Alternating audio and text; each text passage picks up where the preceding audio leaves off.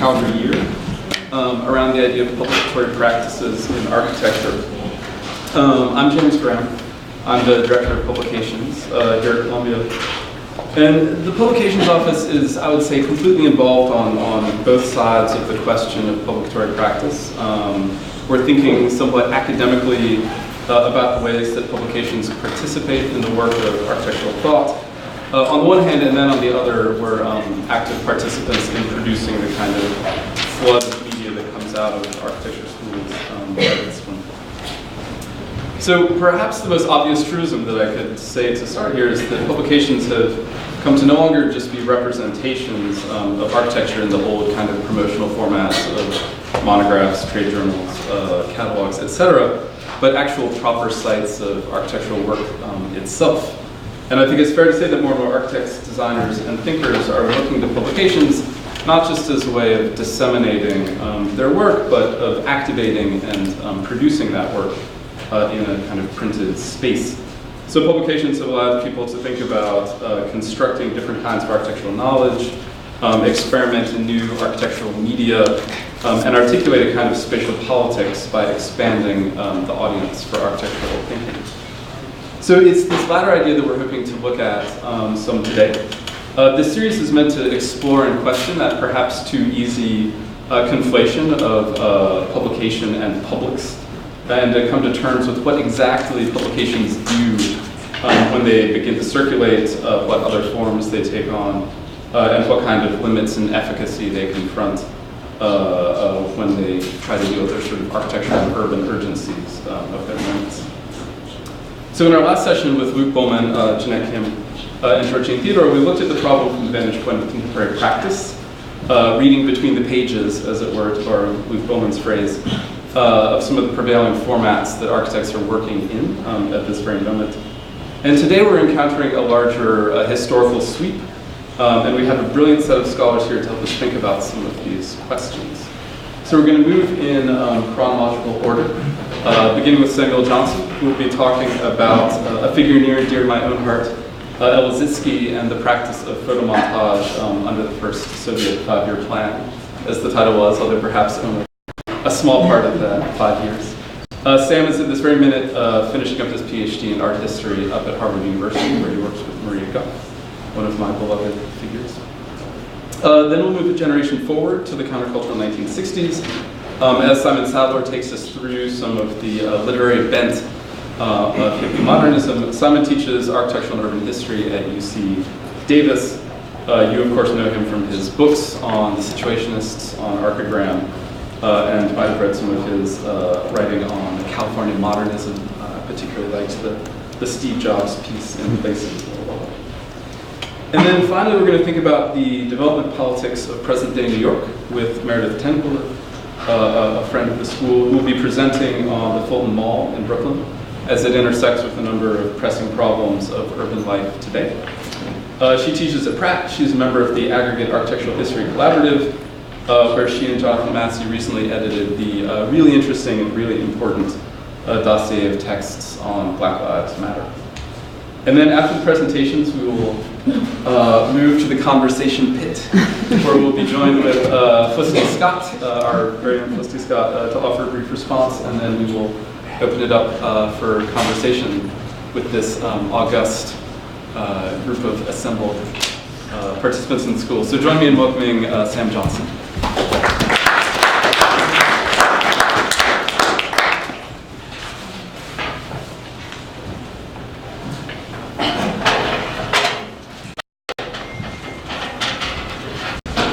Thank you, James, for inviting me. Thanks to my fellow presenters. And thank you all for coming. As James said, I'm going to be speaking about photomontage under the first Soviet 5-year plan. And rather than trying to do a taxonomy of positions or summarize a very complicated field, I decided, as I was writing this talk, that it would be better to kind of zoom in on one particular moment and just trace out the consequences of a certain set of interactions that then hopefully will produce the lay of the land, so you guys can get a sense of what these different positions are.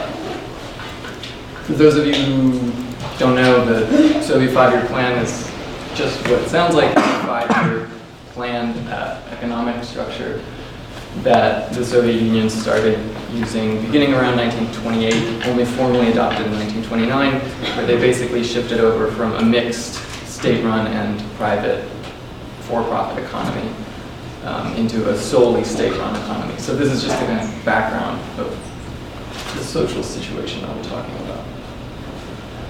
So today I'll be speaking mostly about L. Lissitzky, in part because he is an architect and this is the forum for a discussion of architecture, but also because he's an architect whose investment in print often eclipsed his work in architecture.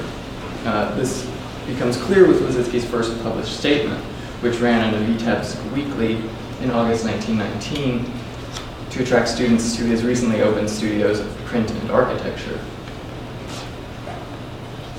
Surely the book is now everything, Lissitzky writes. In our time, it has become what the cathedral with its frescoes and stained glass used to be, what the palaces and museums where people went to look and learn used to be.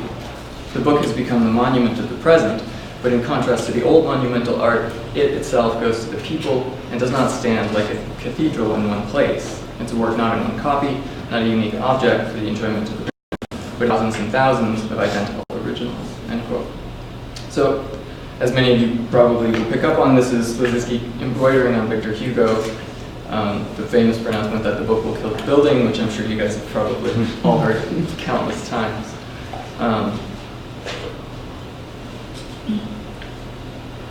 And I'm not going to talk about Hugo today, I'm going to talk about what Lissitzky does in order to move sort of beyond the book, as he puts it later in his career. So it's entirely appropriate that the sole extant structure of this architect who based his career on Hugo's views should be a printing plant. Identified only in 2007 for redevelopment of neighboring properties and subsequently damaged in the suspicious fire, the remaining structures of Lissitzky's 1930 design for the Ogonyok print works in Moscow have recently undergone a controversial restoration. So this is the building as it was when I viewed it in May 2013, just before I left Moscow. This is the following month, and this is the next fall. So, the contested legality of this restoration process has been documented by the residents of Mikhail Barsh's nearby Zhurga's house and publicized on various blogs over the last several years. So, some of you are familiar with this conversation. And while this kind of online advocacy for the preservation of Moscow's constructivist architectural legacy could anchor a discussion on the contradictory afterlives of buildings, I'm going to pursue a different tack here. Instead of engaging with the problematic of preserving the material structure, I want to unearth the horizon in which it appeared and some of the practices for which it could have provided a platform. So, judging by the response it met in the contemporary press, the public for Lissitzky's design comprised not only architects, but also, and perhaps primarily, the writers employed by the press. On August 25th, 1930, readers of the Literary Gazette, the organ of the Federation of United Soviet Writers, were introduced to Lissitzky's design in the terms relevant to their own occupation. According to the page 1 announcement, which is down here, and I'll just move it so you guys can see the perspective view.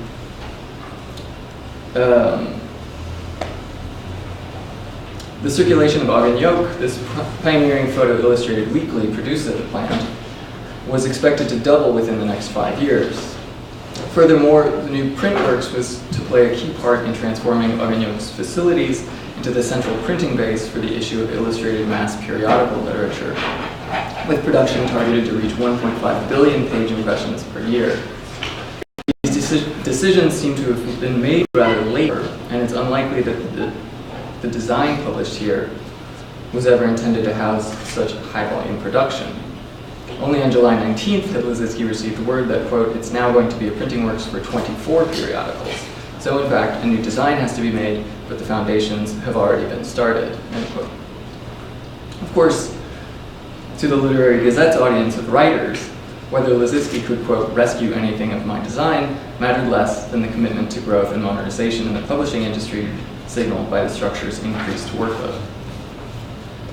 Lissitzky himself must have regarded these changes with ambivalence, for he was at least as invested in the potential of the illustrated press as he was in architecture.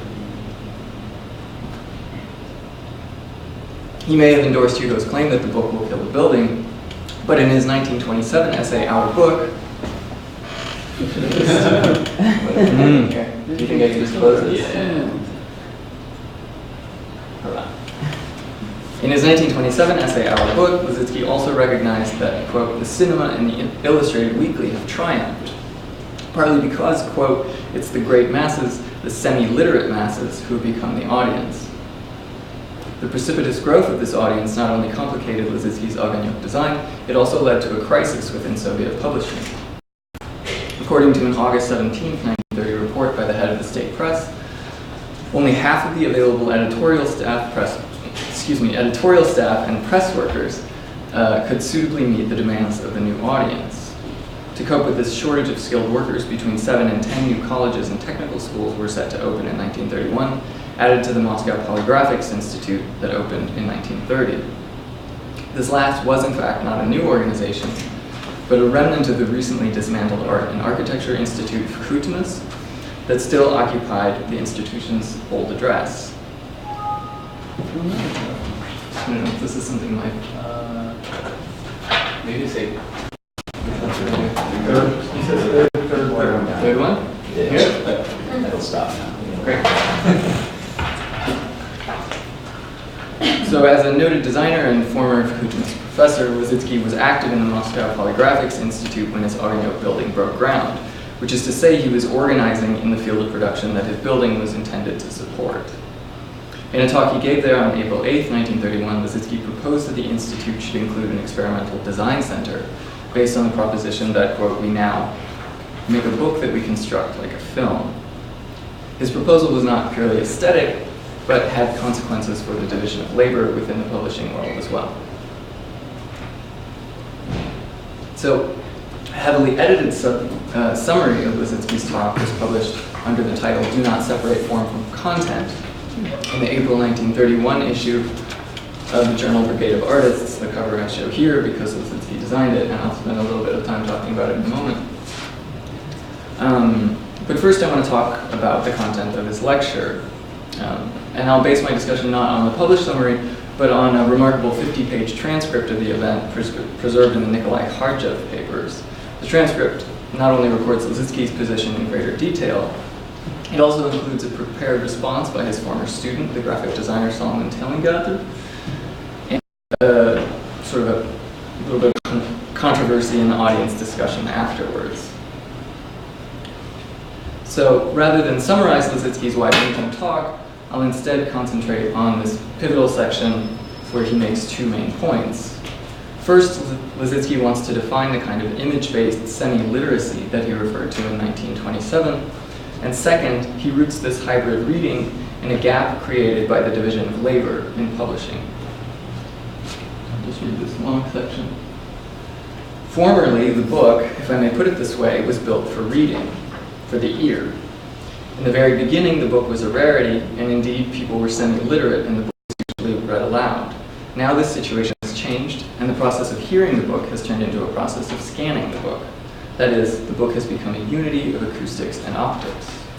Registration of this fact leads to the construction of a book in which the author must be a polygraphist, i.e., when he sees the book as it will look in the printer's view, and contrariwise, the technical editor must be an author.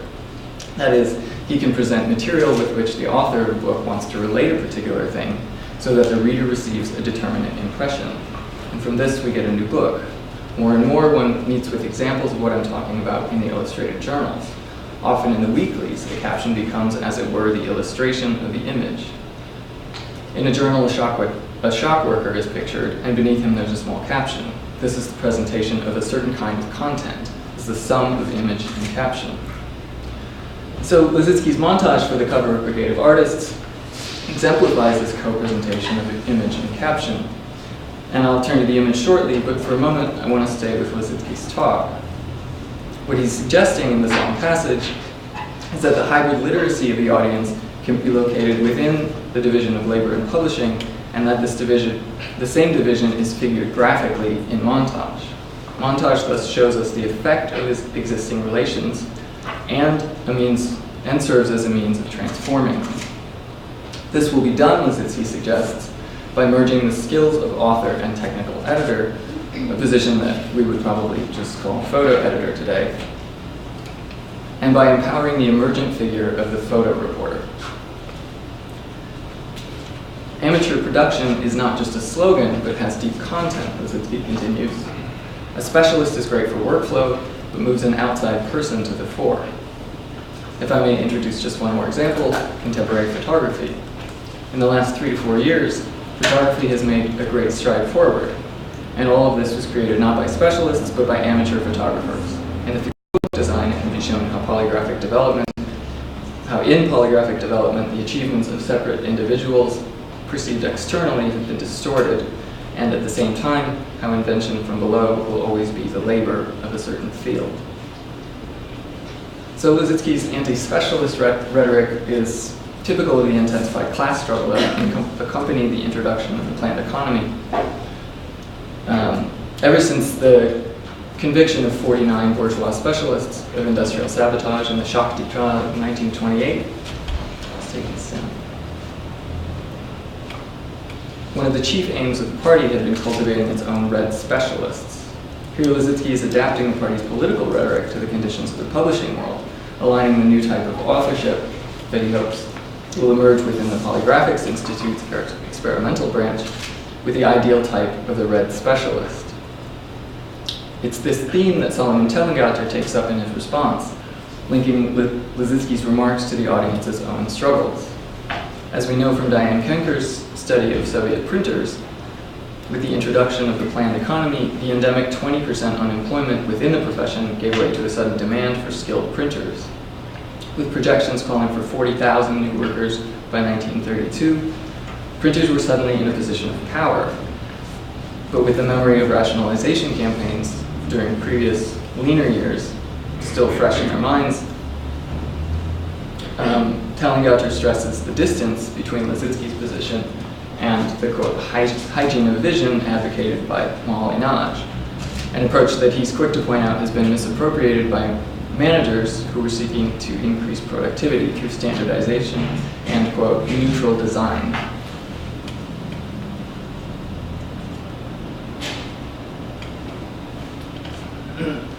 Furthermore, Tellengatter claims that neutral formats weaken the effect of a text on its audience. He shows this with an anecdote which he says those comrades who are involved with political circles have often observed. He recounts the story of a worker who's simultaneously educated in basic literacy on the one hand and the tenets of Marxism on the other, who reads but cannot yet summarize a sentence from a political primer.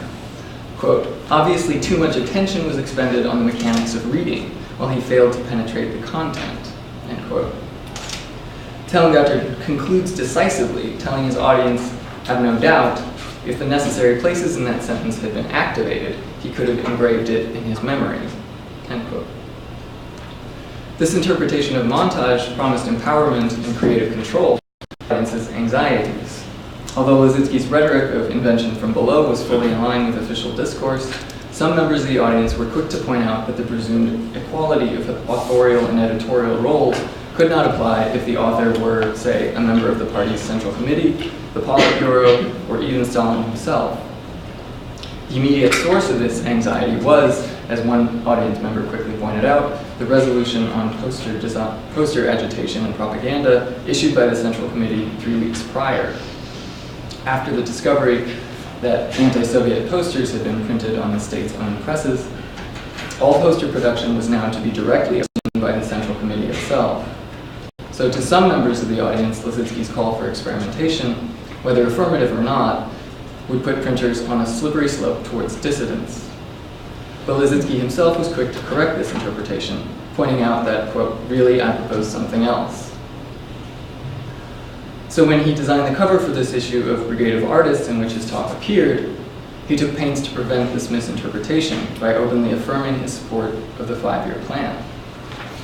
Now, compositionally, it's a very simple image. A team of workers labors in the distance while a pair of clasped hands emblazoned with the numbers 518 and 1040 occupy the immediate foreground. Although the numbers are inscrutable today, they would have been immediately intelligible to almost every Soviet citizen.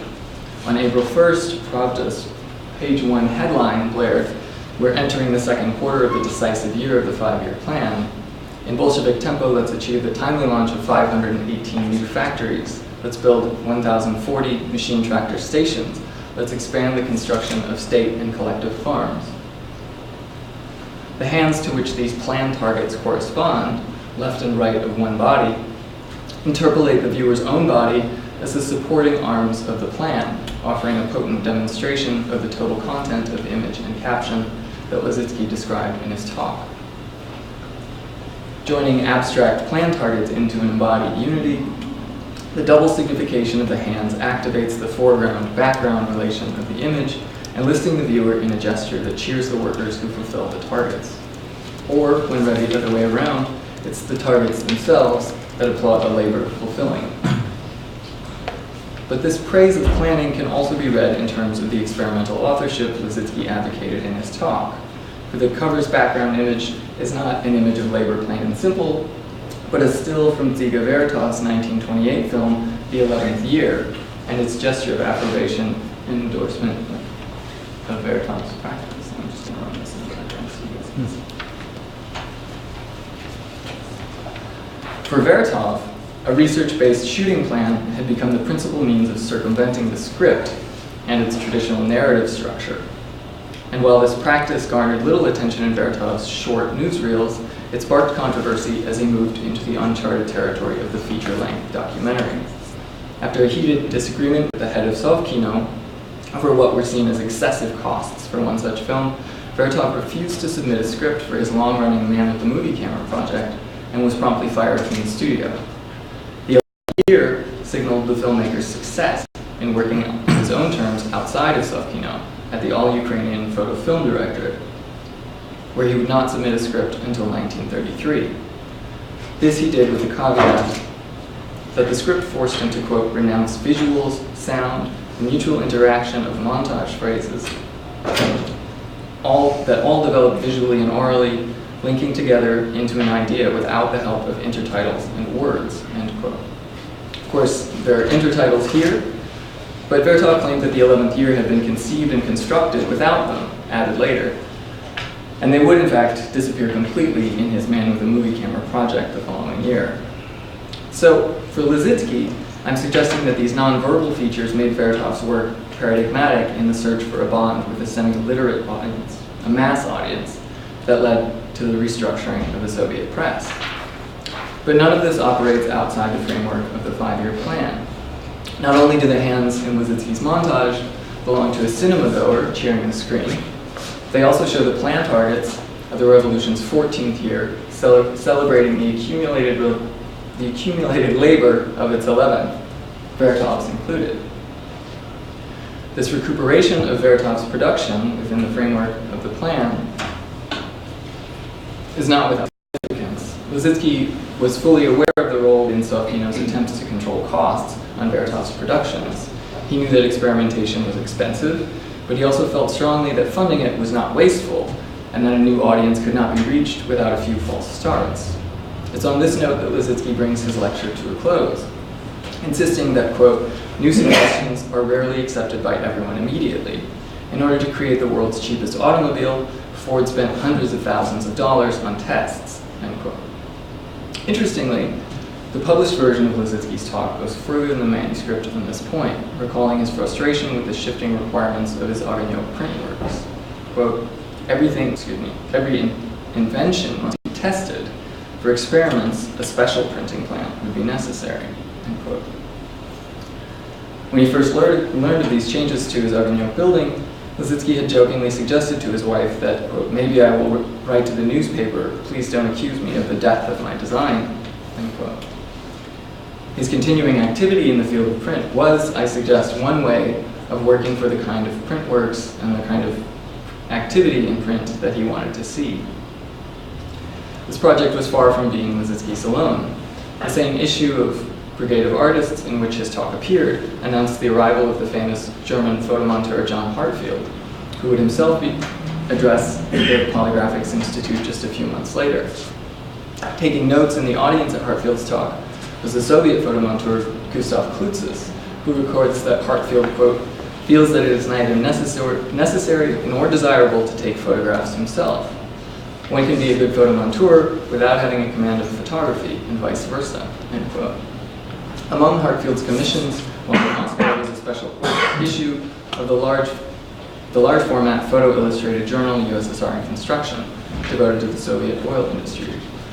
He laid out some 60 pages of photographs for the magazine, which were taken by a brigade of photographers with whom he toured the oil fields of Soviet Central Asia, and included even a few inconspicuous photo montages. A few months after Hartfield's work in the magazine, its editors commissioned Lizitzky to undertake a similar issue devoted to the hydroelectric station on the Dnieper River, granting Lizitzky an unprecedented level of control over the issue's 48 pages. Like Hartfield before him, Lizitzky journeyed to the site of the dam with the issue's chief photographer, Max Albert, in spring 1932, you see here. And although none of his photographs made the final cut of the issue, Lizitzky clearly felt the desire to breach this division of labor and to try out the role of photo reporter himself. And this is a photograph that never made it in the magazine. Instead, he introduced a style of montage that was, up to that point, unprecedented for the magazine, building images from captions that were oftentimes embedded within the images. But that is a larger story, and I'll end on this note. Thank you.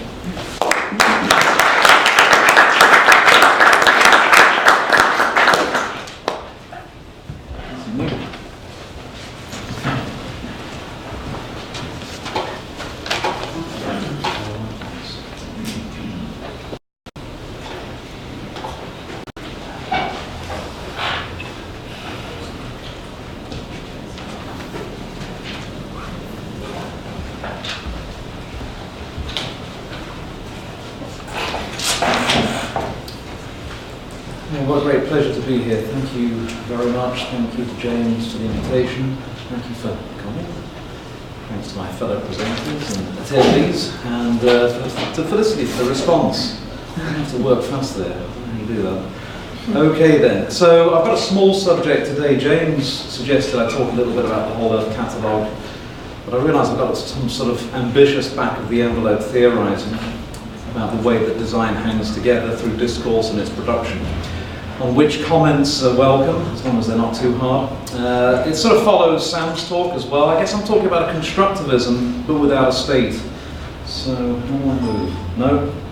How do I advance these slides? Keyboard, arrow keys. Arrow keys? That's what, yeah. Thank you. Okay then. So how is the idea of design sustained, and what does it assume? This question was forced on me particularly by my interests in the post-war American West, when I realized that the possibility of a succinct summary of design at that time and in that place were impossible, even when focused upon a region of the West, the Bay Area of California, and on its counterculture, and then just on Stuart Brown's Whole Earth catalogue. Certainly we can summarize the Californian scene as ecological or cybernetic. Yet even such inclusive headings can't quite encompass the catalogue's interest in drugs, gadgets, and metaphysics. In fact, the California scene seemed to address a crisis in teleology, prompted by the growth of technological systems and the waning of belief in centralized and top-down organization. Holistic might be a better term, then, for the epistemology of that time and place. I think of it kind of as another postmodernism, a postmodernism of doing rather than language. What exactly is to be done about everything, the catalogue asks. It cannot answer except to say this: something can be done about everything. Our politics fail us, our economies fail us, nature fails us. But one thing about which the catalogue is clear is possibility and intervention. There are systems out there, and there are tools, and there is a moral obligation to think, deliberate, and act, through which we can recover a general intellect. The key critical way of reading the assumptions of the catalogue and other countercultural products is still bring a post-political environment of lifestyle, consumption, negotiation, and technical control. I too see it pointing in that rightwards direction towards a Lockean rather than communist understanding of the planetary commons, naturalizing capitalism as information exchange and so-called market forces.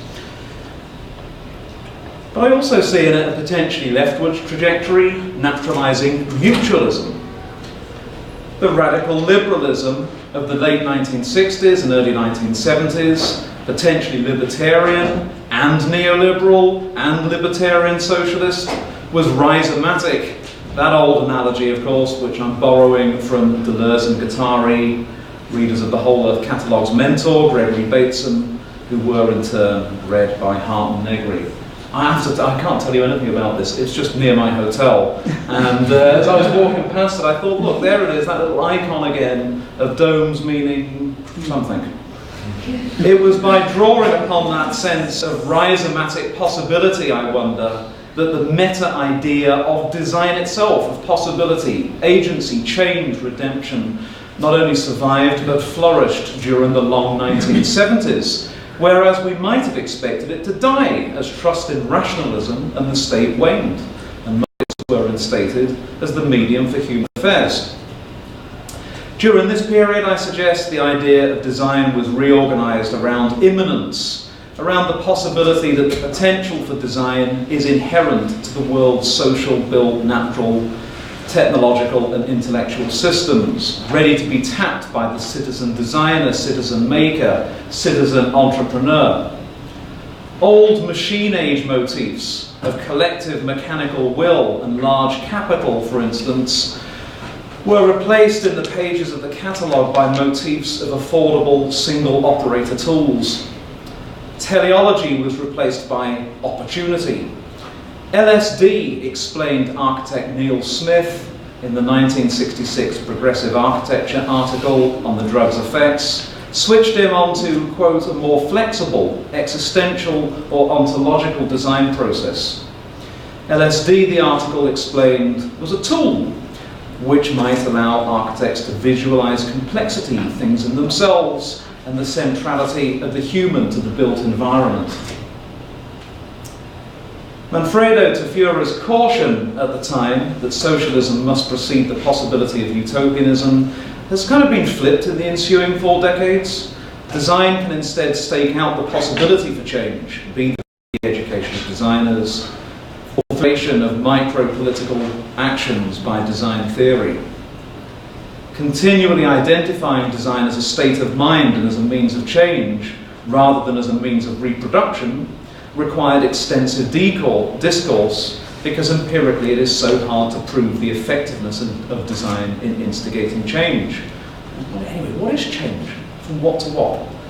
Hence the relevance of books, magazines and other media, recording and abstracting mental and physical moments of change and solidarity, much as earlier generations of designers affirmed faith in their discipline through plans and projects. And it depended on an infrastructure of thought, with schools and institutes filling the vacuum left by planning departments, offering nodes of interchange rather than citadels of bureaucracy. Connected as a set of floating points, different venues, literatures and actions concerned with immanence could at once coexist and remain distinct, reassuring us that agency, that design is possible. So let's move now to the Llama Foundation. That was kind of an intro. The Llama Foundation was an example of a node in this network of immanence, with a print presence in the Whole Earth Catalogue over in the Bay, and then right over in London in architectural design. The most notable structure at Llama is an extraordinary kiva pit attached to a wonderful prayer hall by the Whole Earth Catalogue's Steve Baer and others. But sadly, many of the structures at Llama are now burned to the ground. Devastating fire a few years ago. The 3 hospitable communards there during my visit were hungry for knowledge of the place. Or was it the idea of the place that they were inhabiting? Llama has existed largely through reproduction, like in this teaching slide set from the 70s. It's a bit like the mass circulating images of the Barcelona pavilion or the Villa Savoye prior to their reconstruction. When indeed we pass from the prayer hall into Lama's library, we see, left quite casually on a table, the manuscript of one of the mass circulating print media through which the worldview of Lama radiated around the world. Ram Dass's famous million-selling volume Be Here Now, which was published at Lama in 1971. Here architecture serves as an existential analogy.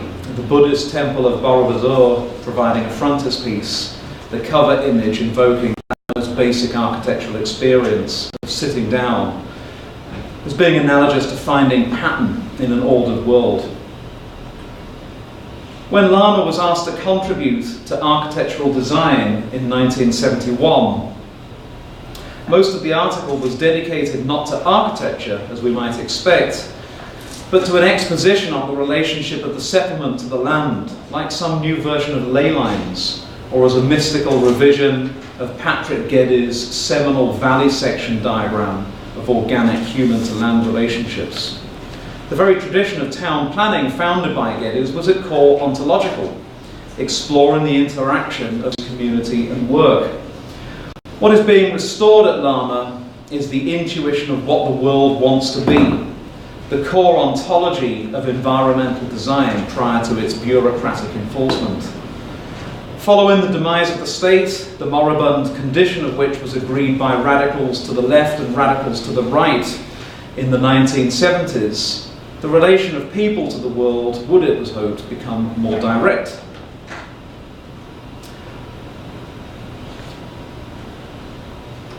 On the shelves of its library, we see worldviews flowing into Lama for aggregation and redistribution. Like the library of any monastery, the texts present life as a manifold: spirituality, design, health, food, childcare, and so on. Unlike a full-service university library, little attempt is being made in this collection to present alternative, opposing points of view. This is not a library in which to research a world the understanding of which is ever negated.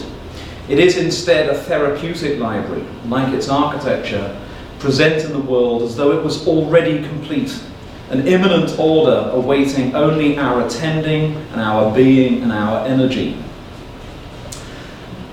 Lama and the Whole Earth Catalogue presented the world as manifold, were we only able to detect the pattern that connects, as Gregory Bateson put it. Hereon, it would be difficult for designers to view the world in terms of category, as the interwar paradigm of Le Corbusier would have it. Where once the Brunelleschian and Cartesian grid was an epistemological and ontological icon, it is replaced by a tracery of the potential for fit or for change seen in nodes, webs, patterns, crystals, loops, and transformations. I'm on Reinhold's turf here through his wonderful organizational complex book. It is conveyed at Lama in the crystalline distortion of the fullerene structure of the prayer hall and in the graphics of Ram Dass's book. Books and diagrams of immanence helped convey a structure of feeling. Here I revive Raymond Williams's old analytic for a community's transitory and formative aesthetics, institutions, and experiences. So I think what I'm trying to argue here is that by kind of immersing yourself almost semi-consciously in all of these patterns, one is learning to see the world anew. Esquire magazine described the difficulty of intuiting from the outside the catalogue's epistemology. The very quality of the Whole Earth catalogue that most delighted and charmed me as a reader, Esquire's reviewer noted, is the incredible variousness of it, the bewildering profusion of its content, the enigmatic capriciousness of its format, held together by some mysterious principle of internal dynamics, some inscrutable law of metaphysics, which no one who hadn't been close to the very center of the whole Earth operation would even begin to define. The novice's discovery of this epistemology was not made easy or doctrinaire. It had to seem as though it was immanent to the subject, her or himself, who was another node in a pre-existing world mind. This might create accordance with what the 18th century would have called the general intellect, or sensus communis. Henry David Thoreau's Walden, the epigram of a bizarre range of design literatures, from Ken Kern's The Owner-Built Home, to Lloyd Kahn's Shelter, to Edward Allen's systems-oriented MIT colloquium, The Responsive House, was one model conjoining monkish solitude to general intellect. Thoreau retreated, but only in order to transpose and share his experience, at the centre of which was the building of his hut, to a public culture connected by print. In fact, the literature of making, retreating, redolent of Heidegger's call to build, dwell and think, is quite possibly, I think, the nearest that design literature has come to actually being popular. One thinks of the body of best-selling literature, stretching from the books of Christopher Alexander to those of Michael Pollan. Its romantic, accessible, and effective appeal made its readers feel included in global organization, potentially agents of it. Its promise was heuristic. It could propagate what I would skeptically regard as a false consciousness, and its supposedly apolitical worldview. "You see scenery," a resident of Taos told a colonizing hippie. "We see struggle." Same landscape, different conclusions, so much for the general intellect, negated by inequalities in the way in which we exist. But it could also prompt some intuition of a politically and economically integrated world.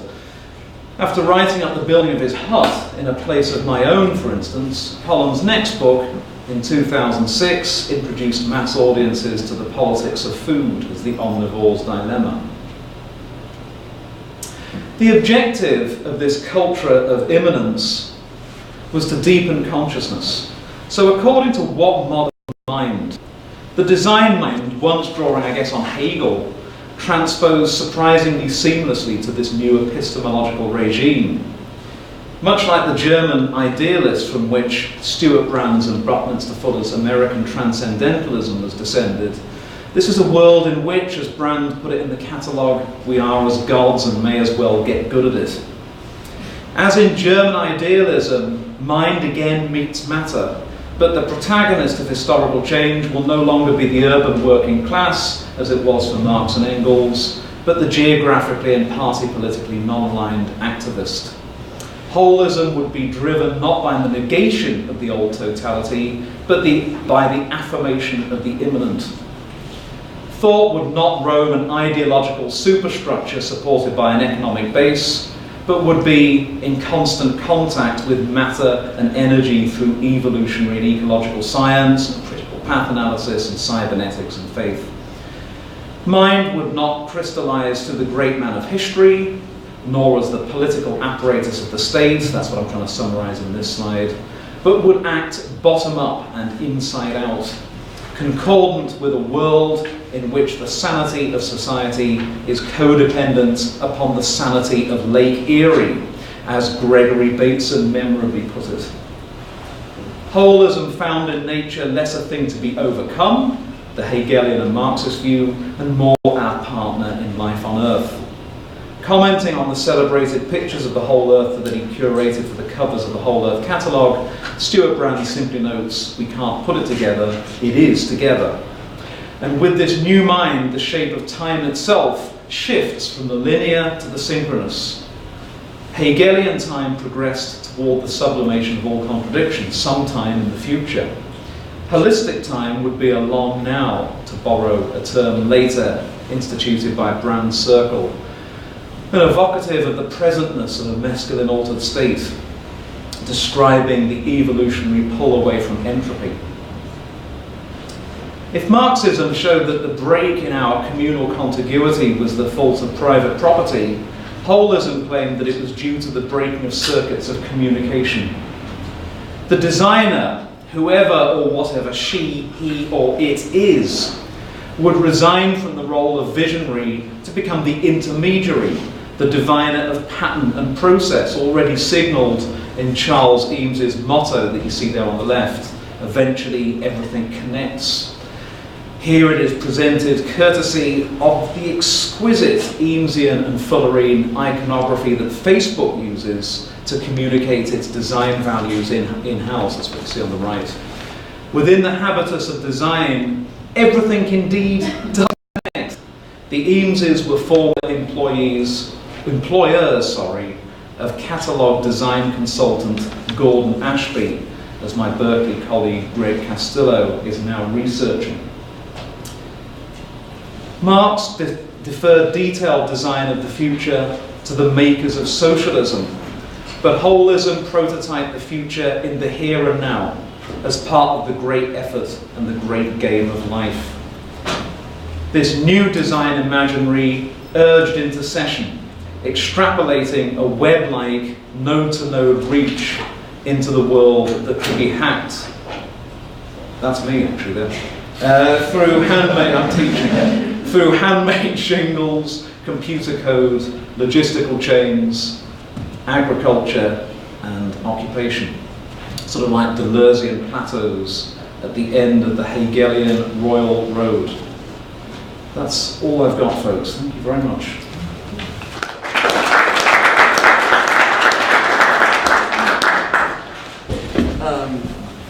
I wanted to begin by saying, actually I'll preface that even by indicating that of course I didn't have access to these documents before, and I hope you're all pitying me here and trying to make connections across three fantastic talks. But you know, it struck me in advance that, or let's say I imagined in advance of the panel, and to some degree these questions have certainly arisen, that the fantastically ambiguous nexus of print and politics that James intentionally set out in the title would map onto questions obviously of print as a media that served as a vehicle of dissemination, as a site of political claims, as a technology that opened up potentially new spaces for, again, political claims, voices, etc. And it's sort of, let's say, it's like in the way in which those questions certainly appeared, but also receded into the background of a much more complex reading of the role of print in each of your talks, that I think that the topic is becoming very interesting. And I say that, your beautiful reading of Lissitzky's relation to print as it's complicated, not only by the print works in Moscow, but by the technologies of print, but by on the one hand there are familiar coordinates, vis-a-vis USSR in construction and photomontage that I imagine would be central, but the way in which you articulated that within a much larger spatial, environmental, and historical constellation, I think begins to suggest that I don't know, let's put it something like that print can only be thought within a larger environment, not just a media environment, but precisely an environment in the complexities of the term. And in a way, Meredith's presentation also raised a question for me. When I first saw you moving to graphic signage in the street, I'm wondering, is this print? How do we imagine that something like signage is print, like remains a print media? And then I realized again that the question of what within conventional art historical discourse a medium might do had actually evaporated into a different set of questions. I mean, I don't think your talk is doing exactly that. You're sort of articulating a medium-based question of print into a slightly more complicated apparatus, but yours talk is pushing it, let's say, so far outside the question of print media, as to force that question to fail. So I guess, I was trying to think of, Simon's material that, on the one hand, we know the way in which the whole of catalog, as a print vehicle to produce as a print vehicle that sought to, really script a particular model of counterculture that to my mind is less bottom-up than it is top-down in terms of brands or their political ambition, but we also know the way in which that vehicle translated into these various types of communal living, of Lama, these are sort of familiar stories. So I know I'm rambling here, but I'm trying to get at a question that asks, in the first instance, whether we can only think, when architecture enters the picture, or can we only think of print within a type of expanded environmental framework, or can we also attend to a slightly narrower framework of what the politics of print might be? And I don't mean to say we need to close it down, but I'm sort of wondering what lingering lessons might come from older focuses on something like print technology as such. I mean, that's a strange question to ask, having celebrated the dismantling of exactly that focus into a. But I guess I'm wondering,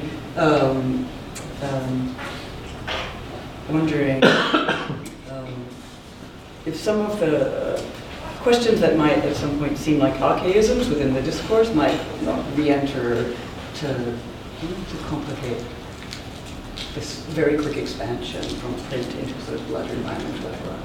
You know what I mean? Archaisms are good. Yeah. We're historians, archaisms are fine. I mean, one thing that I could throw out there is the possibility that across all of the media that we were looking at, architecture and print, is the more general archaism of the public sphere, in which things can be discussed and made public. And I would see that as a thread across all the talks. And Meredith's signage, on the one hand, reminded me of Venturi, Rauch and Scott Brown's use of signage, where again there's a sort of dissolution, isn't there, between lettering and print and architecture. But with the difference that Or it does. Rashenko, the one that episode years. Yeah, but with the difference in the case of the Fulton Street intervention that, and I think in a way probably different to Venturi, Rauch, Scott Brown, it's attempting to instigate some sort of larger discourse about the future and what matters and so on. Yeah, and then I think Espo himself is really aware of the archaism of making hand-painted signs in an era where words are disseminated in a very different way. But I wanted deliberately to play on the questions of production that print makes us think about. And typically, if we were to talk about it in type terms, we would do it in terms of mechanical reproduction. And there would be a process of engraving and impressions.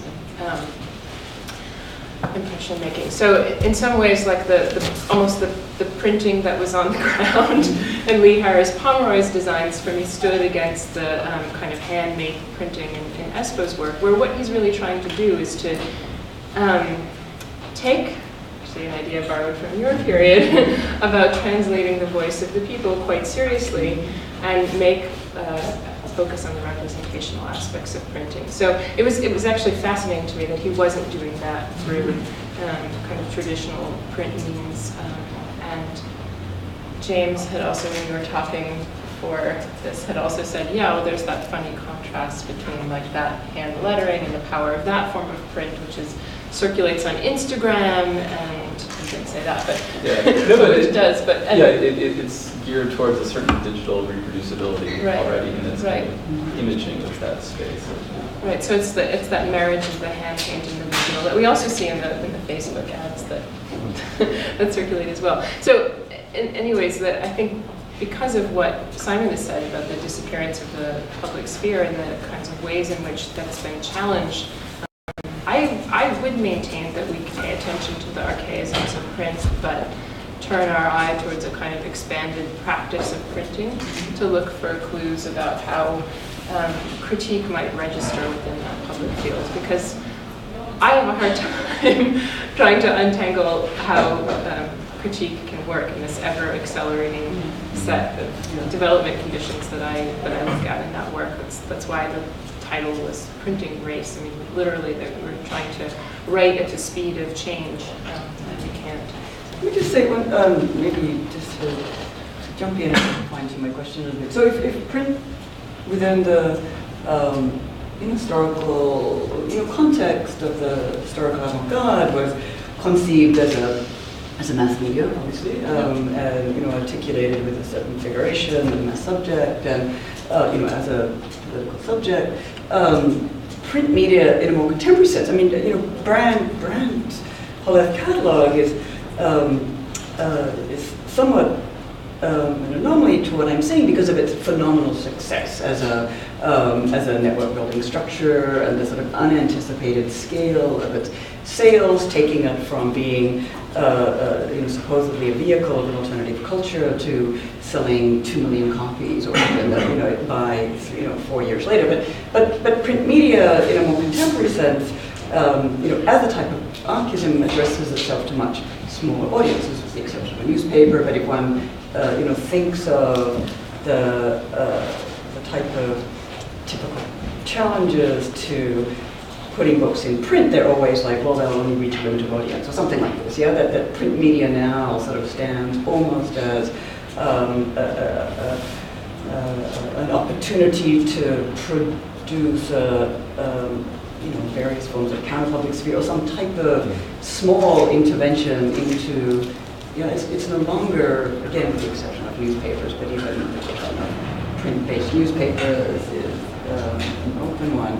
So print now seems less to be addressed to large audiences than it does to be producing very specific types of readers and communities and questions. And so I guess this is where I'm trying to go. Like, how does print return into a media environment as something radically different to its initial attention to mass subject? Well, I mean, in your first iteration of the question, where you referred to kind of media ecology, it's one of the interesting things about this moment, and Felicity's practice in particular, the way print is being made to try to communicate in a filmic manner, right?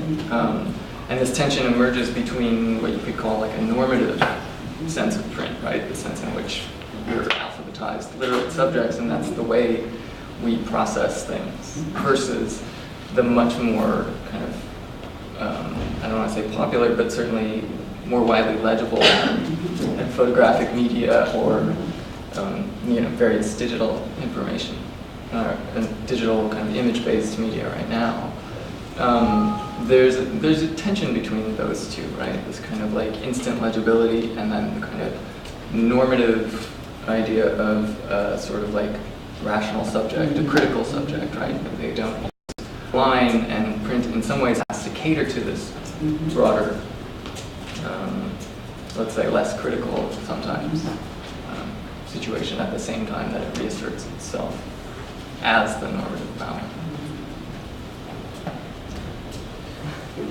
When you talk about the contraction in the size of the public sphere, and when we're talking about the very limited readership of some of the books that I write, but a lot of the books that I read as well, isn't this where the analogy with architecture is actually very powerful? So the degree to which architecture itself is, what does it account for? Less than 5% of the built environment, of which only a small portion of it we might think of as being sort of critical or really committed to some type of rational discourse about our condition, which is really rather like our shrinking literature as well. The analogy is very strong, and I'm also thinking that it's on the same sort of circuit.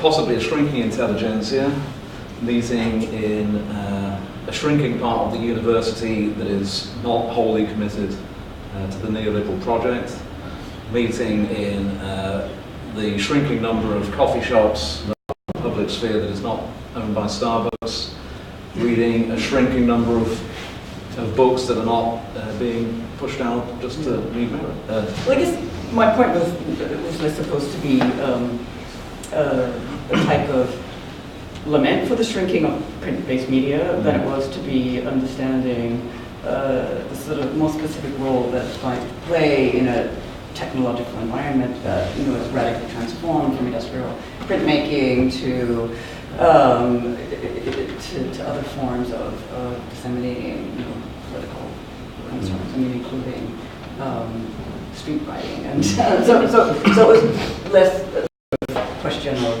the loss of print than of the refunctioning of print, and so this was what I was trying to do. But it does seem difficult to talk about the logics of print outside the logic. I mean, if we're talking about the contemporary period now, outside of the logics of advanced capitalism, which I think your point makes clear that just everything from the cost of actually printing something to the kind of expectations for instantaneity and distribution expectations make it difficult to make. This is why I actually really liked Sam's focus on the sort of the labor, like very literally the labors of the editor, which is obviously something I have my obsessions about, and the instantiation of these objects as one really critical way to start thinking about some of these. Well, that is my analogy as well, so that, we all know the experience of going into print and you think that you're never going to get it. And more editing, some more queries. I've got some questions sitting on my computer now that I've got to attend to. So my analogy there is with the process of actual real design, of care and attention and work and labour in getting it right, which is kind of unlike the bulk of our production. Should we open it up to our guest audience? Thank you, guys. Great, very interesting. I'm wondering, what about, okay, first of all, I did want to ask about like books, like regular books, the kind that we still sometimes write. But because, in the spirit of Felicity's initial question of narrowing it down, even these are the contexts in which you're writing, I mean, Ram Dass. Simon, what are you doing to me? But yeah, you're right. I mean, there is that library replaces another library. It would be like Jefferson's library, the more classical. But we also should be aware that talk about white guys.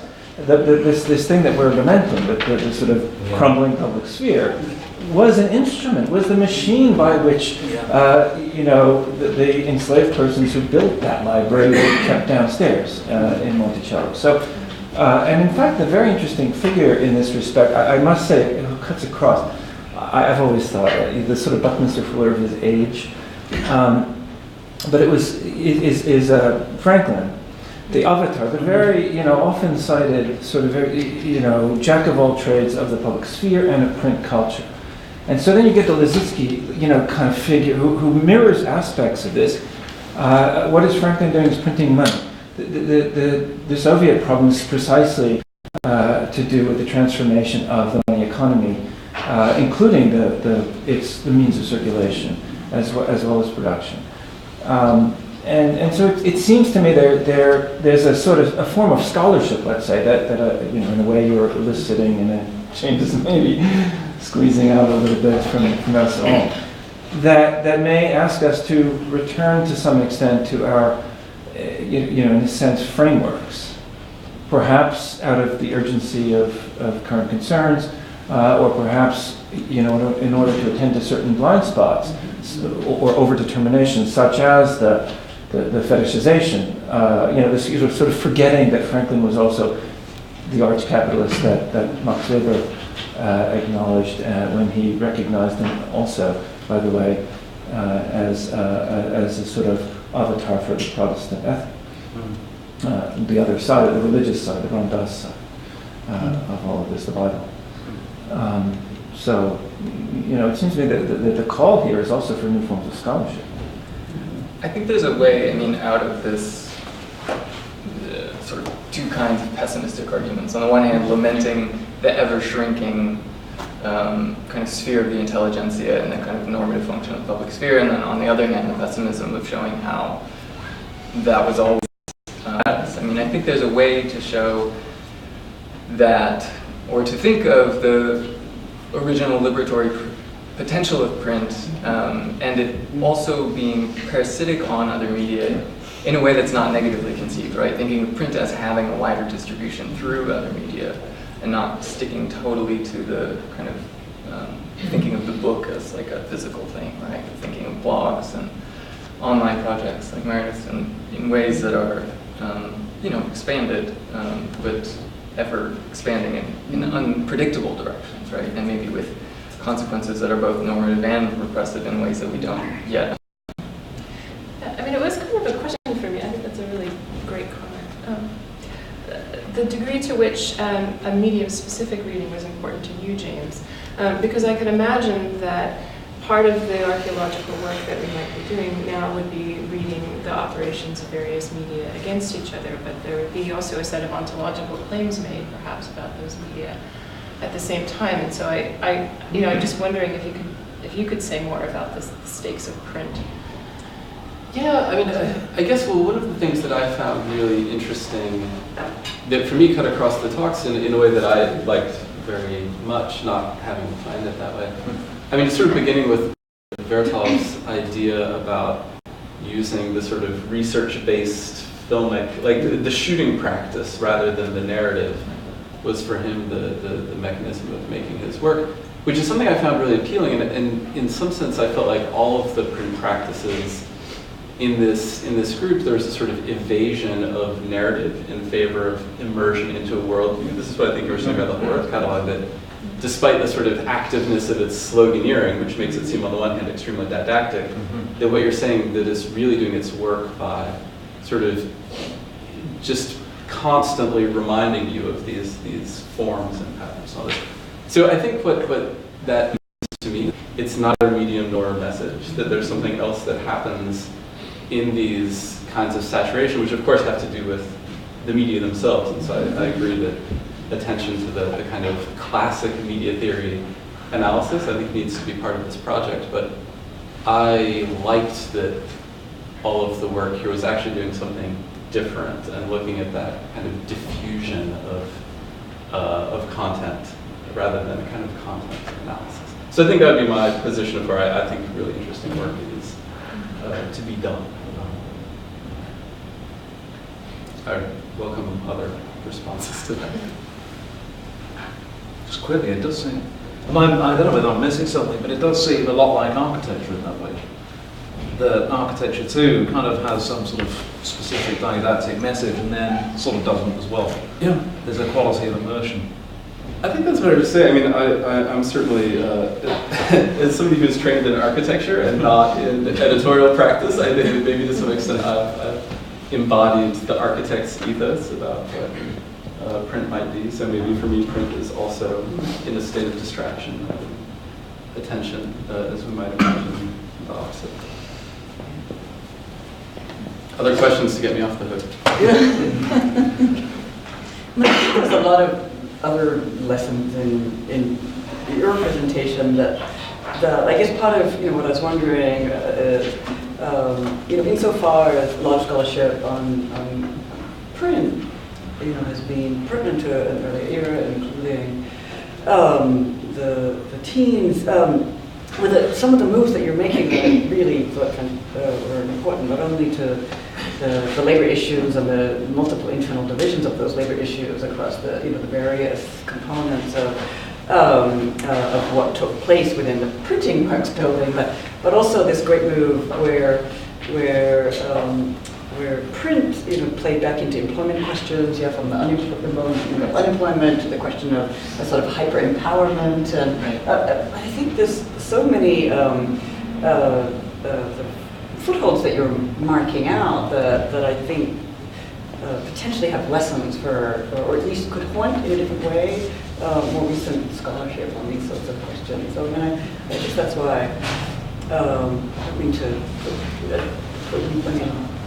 present on an earlier moment, but I still think that there's something about some of those gestures that you made that super provocative, vis-a-vis the Soviet period, but also that we could continue to ask not only how our later periods, how the contingencies informing a different set of questions, but how do they still continue to be haunted by those types of moods?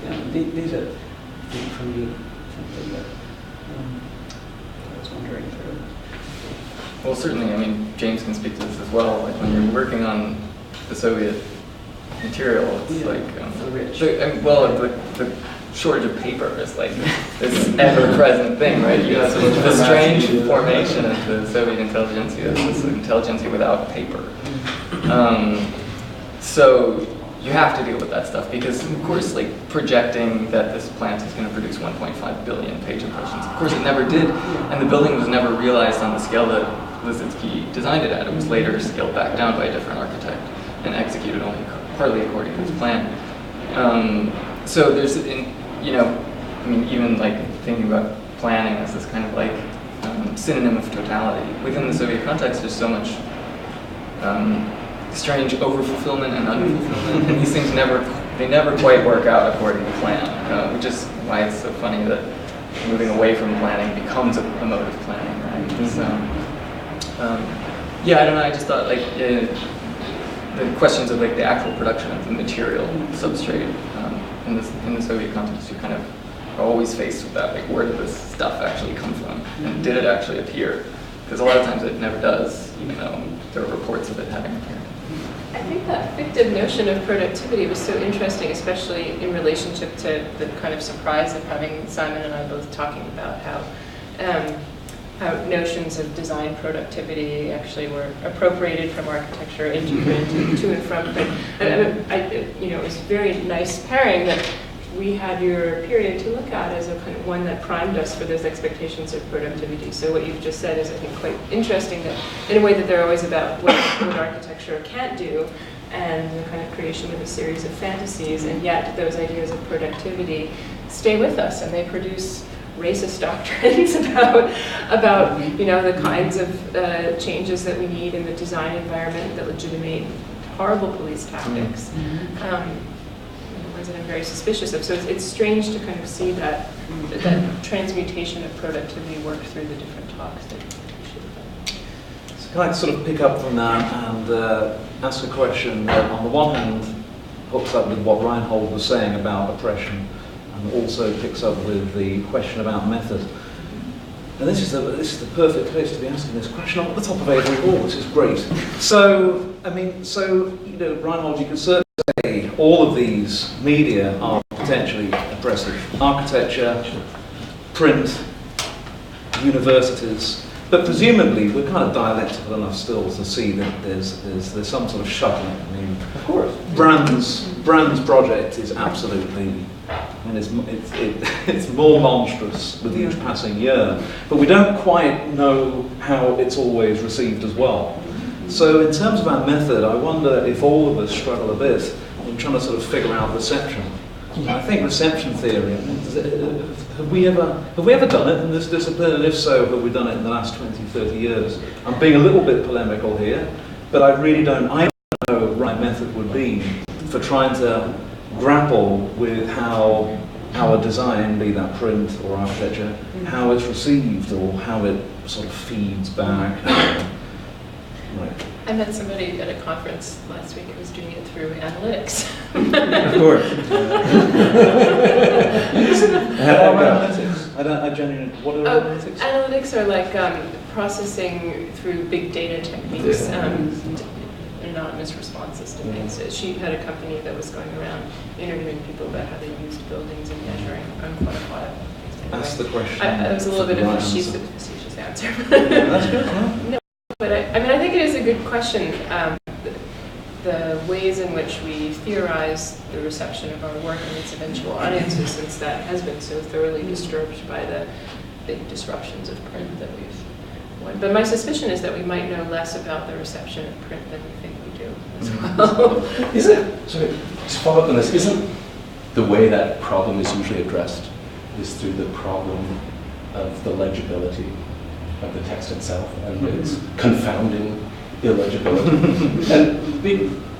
And I was so still kind of fascinated by the image you showed, Samuel, because the image on the cover with the figures and hands. And the way you read it, and I'm sure knowingly registering its multiple potential readings, you read it as a type of applause or a cheering, whereas so obviously it can be read as a hand wringing about the anxiety of whether these numbers are going to ever be met. And that opened up, as I was saying, on how this was done. It also seemed like an incredibly potent image of the two hands trying to clasp together exactly what you were claiming Lissitzky was aiming for, which is a kind of hybrid literacy, the idea that somehow images and text would be read in connection to each other. And it is exactly that problem of the hybrid literacy that would seem to even further confound the problems of legibility of text itself. Yeah. And much of the interpretation of montage has tried to tell us how anchoring together a set of images results in a set of concrete associations, but it's the presumption that we can understand the concreteness of those associations that continues to haunt montage. And so again, those hands clasped together seems to be like a desperate hope that the hybrid literacy will have even more potency than general literacy. And it seemed like that question of a type of hybrid literacy and efficacy that somehow might surpass or supersede all of the problems of legibility of text itself seems to be working through many of your papers. And Simon, when you're talking about something like the immersive condition of the Whole Earth Catalog and other types of text, it seems like there's a similar type of attempt that somehow getting past the very indeterminacy of language into some other type of representational mode would somehow overcome those problems. And Meredith, it seems like something about the strange appropriation of the graphic anchoring of 1950s and 40s advertising tied to a kind of ambiguous poetic language that would somehow do the same thing. But so, I don't know, it's not really a question, it's just that all of your projects seem to try to be working around the edges of those very problems of legibility, and with the assumption that joined to some other representational form, that illegibility would somehow be buried or forgotten or overcome.